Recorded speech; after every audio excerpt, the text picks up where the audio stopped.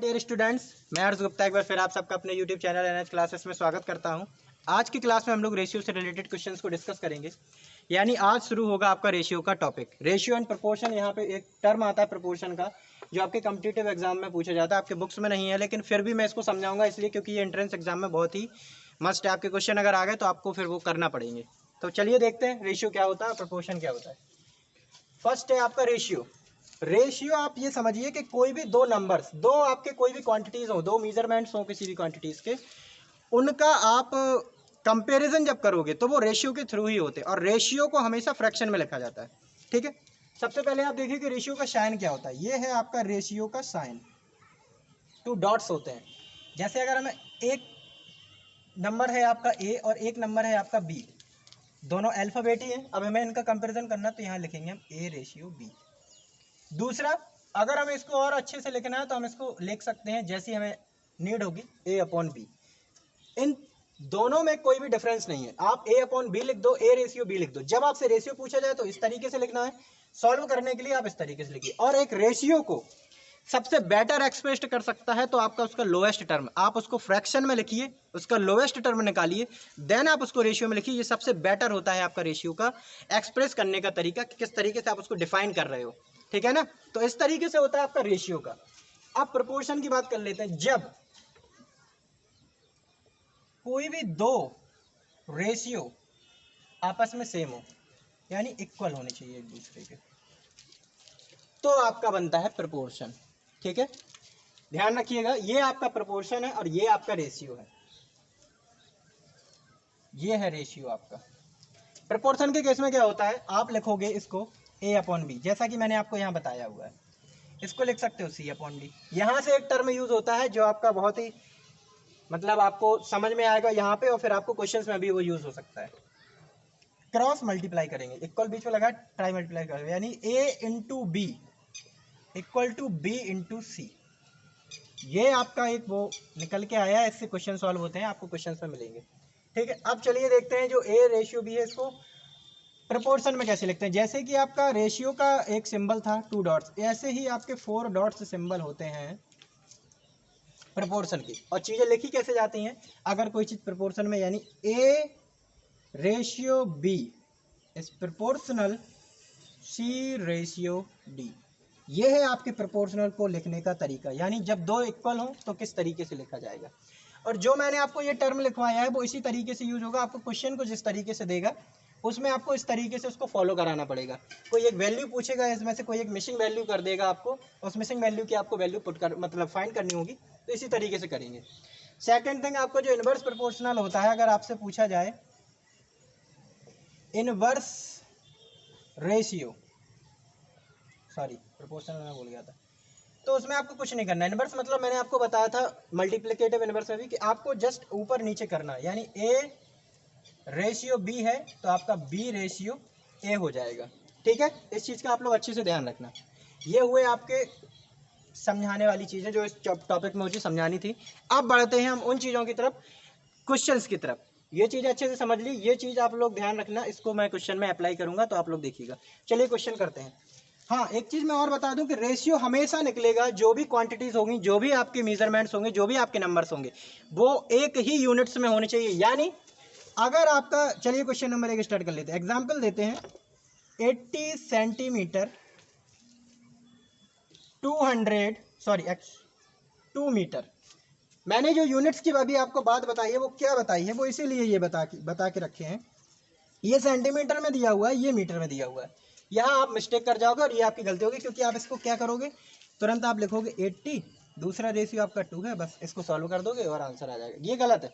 सबसे पहले आप ये तो देख लो कि आपके यूनिट से सेम है कि नहीं है। नहीं है, यहाँ 2 मीटर है, यहाँ सेंटीमीटर है।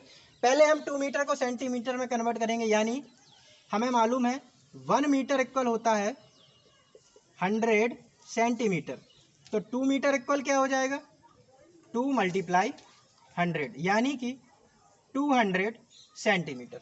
ठीक है, अब हम कर सकते हैं। अब हमें रेशियो निकालना है तो हम क्या करेंगे, 80 के नीचे 200 लिखेंगे। अब क्या करेंगे, इसे सॉल्व करेंगे। यानी मैंने आपको क्या बताया था, लोएस्ट टर्म बेटर एक्सप्रेस करता है रेशियो को। यानी अब आप इससे 0 से 0 काटिए, कोई एक टेबल से इन दोनों को कट करिए। यानी 4 से, जैसे 4 2 जा 8 और 4 5 जा 20। तो आपका जो रेशियो निकल के आया है वो आ गया है 2:5। और अगर आप इसको बिना एक ही सेम यूनिट्स में करे, अगर आप इसको कर देते हो, आप सोचिए 80 यहाँ होता, 2 यहाँ होता, आपका नीचे आता 1, ऊपर आता 4040, जो कि आपका गलत था। और ये आंसर आपका, बच्चे अक्सर ऐसा ही करते हैं, उन्हें देखना नहीं होता है, रेशियो निकालना है बस, जल्दी है, निकालो निकालो भाई जल्दी से।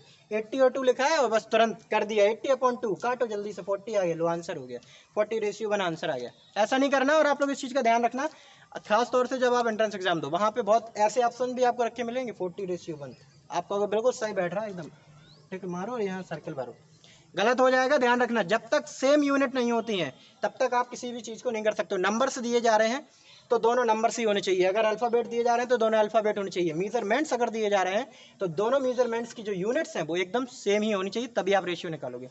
नेक्स्ट क्वेश्चन की तरफ चलते हैं। जैसे क्वेश्चन नंबर बी, यहाँ पर आपको मैं लिख रहा हूँ 75 पैसे टू ₹1। अब होता क्या है, 75 पैसे का ₹1 के साथ रेशियो करना है, यानी कि आपका क्या होगा, 75 पैसे हो जाएंगे। तो सबसे पहले ये रुपीज़ में दिए गए, हमें या तो पैसे में कन्वर्ट कर लो या इसको रुपीज़ में कन्वर्ट कर लो, ठीक है। तो हम ₹1 को पैसे में कन्वर्ट करेंगे, हमें पता है 1 रुपीज़ में 100 पैसे होते हैं, आपको पता है ना। बस अब क्या करना है, अब हमारा इसका रेशियो बन जाएगा, हमें निकालना है, हमने लिख दिया 75/100, क्योंकि हमें पता है दोनों पैसे हैं। अब इसे डिवाइड कर दीजिए एक ही टेबल से, तो हम एक ही टेबल से डिवाइड करेंगे, आप चाहो तो छोटी टेबल से, वैसे मैंने आपको बताया था 30 तक मैक्सिमम टेबल आपको याद होनी चाहिए, लर्न कर लीजिए, नहीं है तो कर लीजिए। 25 से डिवाइड करेंगे, इसको 3 बार होगा डिवाइड, और ये हो जाएगा आपका 4 टाइम्स डिवाइड, यानी आपका रेशियो जो निकल के आएगा इनका वो आएगा 3:4। सबसे पहले रेशियो में ध्यान रखना है, यूनिट्स सेम करनी है, ये पैसे में था, ये रुपए में, हमने पैसे में कन्वर्ट किया, बस सबसे बड़ी चीज़ यही है, इसी का ध्यान रखना है। एक क्वेश्चन और कर लेते हैं इन्हीं सेम यूनिट्स को लेकर के, देखते हैं क्वेश्चंस क्या है। क्वेश्चंस आपका है यहाँ पे 7 मंथ और आपका दिया हुआ है 7 ईयर।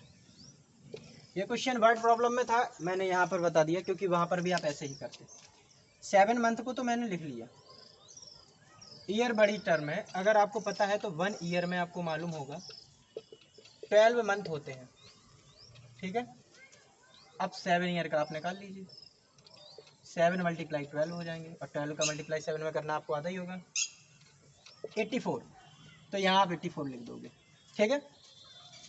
अब क्या करना है, अब इसका करना है, 7 × 1 = 7 और यहाँ 12, तो आपका जो रेशियो निकल के आएगा वो आ जाएगा 1:12। चलिए जल्दी से इसका एक स्क्रीनशॉट लीजिए, फिर मैं अगले क्वेश्चन की तरफ बढ़ता हूँ, थोड़ा सा अच्छा क्वेश्चन आएगा अब,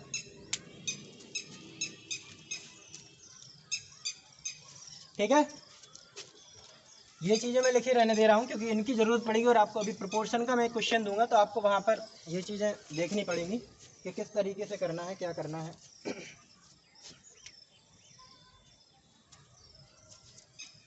एक क्वेश्चन दिया हुआ है 0.75 रेशियो x,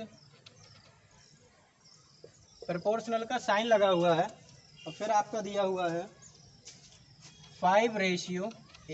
मैंने आपको बताया था प्रोपोर्शन से रिलेटेड क्वेश्चन, देखो बन गया ये सेम प्रोपोर्शन का, A:B proportional C:D, A:B proportional C:D। Solve कैसे करेंगे देखते हैं।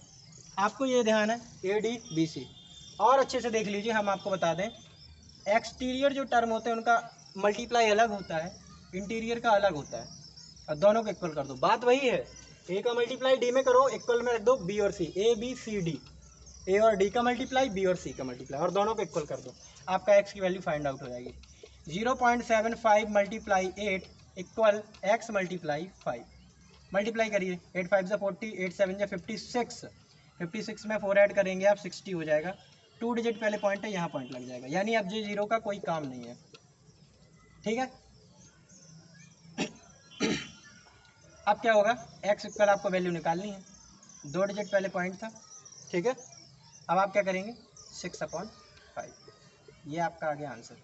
पॉइंट में आंसर देना है 1.5 का इसमें डिवाइड देंगे अगर आप 6 में, तो आपका आ जाएगा 1.2। चाहे आप ये आंसर दे दो, चाहे आप ये आंसर दे दो, दोनों ही सही। वैसे आप पॉइंट में दीजिएगा डेसिमल्स में, क्योंकि एक इसमें वैल्यू ऑलरेडी डेसिमल्स में दी गई है, तो आप 1.2 ही आंसर देना।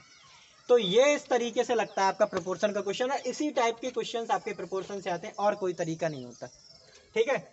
या तो आपको डायरेक्टली ऐसा दे देंगे DBC। तो आपकी क्लासेस में, आपके जो एंट्रेंस एग्जाम में मैंने क्वेश्चंस देखे हुए हैं, ये आपका मिलिट्री स्कूल्स के एग्जाम का ही क्वेश्चन है जो मैंने यहाँ पर रखा हुआ है, ठीक है। इसी तरीके से क्वेश्चंस आपको मिलेगा और आपको इसी तरीके से इसको सॉल्व करना होगा। नेक्स्ट क्वेश्चन देखते हैं, क्वेश्चन नंबर बी। आपको इसमें क्या होगा, A/B दिया होगा, B/C दिया होगा और आपको A/B/C निकालना होगा। आप जल्दी से ऊपर वाले क्वेश्चन का स्क्रीनशॉट ले लीजिए, तब तक मैं नेक्स्ट क्वेश्चन लिखता हूँ।